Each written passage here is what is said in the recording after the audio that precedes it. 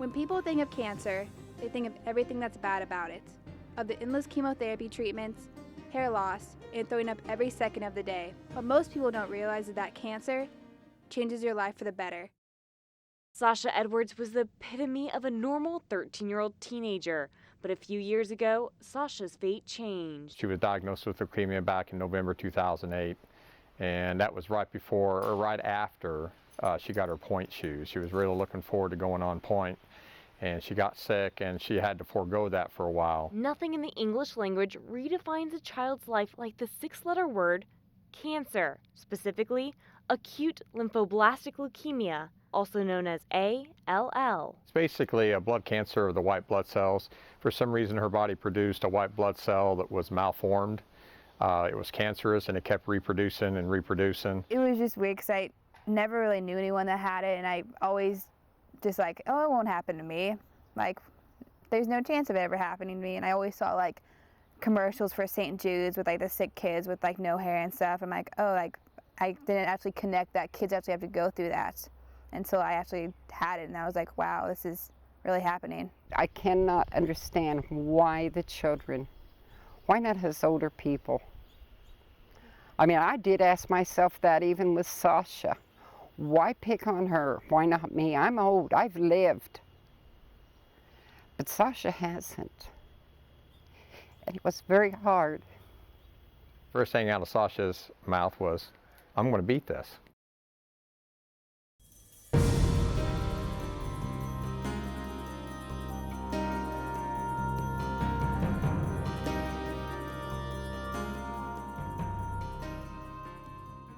Optimism was her mental medicine when it came to the grueling battle against cancer. A couple of days after treatment, I would start feeling the effects, and I just wouldn't feel good. I wouldn't eat at all and be like throwing up all the time. And I remember the first dose of chemotherapy medicine she got. It was bright red, looked like cherry Kool-Aid. And you could watch it coming down the bag, snaking down the line, running into her chest. Different medicine affected me in different ways. Like, one wouldn't bother me at all. Maybe just feel like a little tired, but others just would just hit me hard. When she first got diagnosed, 83% of her blood volume was cancerous cells. But if they didn't control those bad cells, I mean, it was going to kill her. Against all odds, it was unexpected gifts from strangers, especially blankets. They gave this teen comfort and an overwhelming feeling of support. And receive those gifts, because a lot of times they were colorful and they were a little bit of home. She could make her room a little bit homier, and it made her feel special. So I thought it was really neat how people actually did that. I didn't know that many people donated stuff to the hospital. And now, Sasha Edwards transfuses the same encouragement she received by providing warm blankets to cancer's children through her charitable organization, Sasha's Softies. It was such a random idea. Like, I just literally came up with it out of the blue. I'm like, I want to do this, like, see if it works. Like, maybe it'll be okay if I only make 10 blankets, because it's still something. And part of those people bringing in blankets and all that stuff made for a healthy mind. I think your body can better fight the disease if you're in the right mind.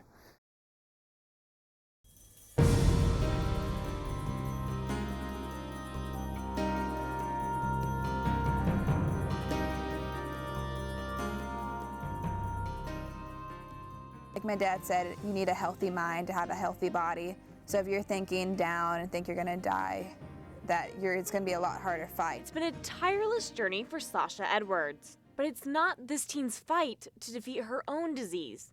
It's her endless fight to help others. Her story of hope earned her the prestigious Jefferson Award in our nation's capital. It's an award that recognizes people who does like community service and stuff and just does great things for people. I got a phone call saying that she'd won, and then at the same time the editor told us that they were sending her to Washington, D.C. with us. This teen captured the eyes and ears of U.S. senators as she spoke with purpose about her plans to expand her charitable organization. Over the past 2 years, we have donated 235 fleece knot blankets to St. Louis Children's Hospital Pediatric Oncology Floor and Clinic.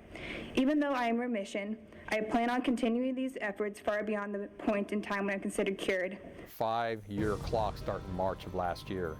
If she doesn't have a recurrence of the cancer in that 5-year period, she's considered cured. So until then, she's just considered in remission. So tell me, where are you today? How do you feel today? I feel just like normal. just like a normal teenager, like it didn't even happen.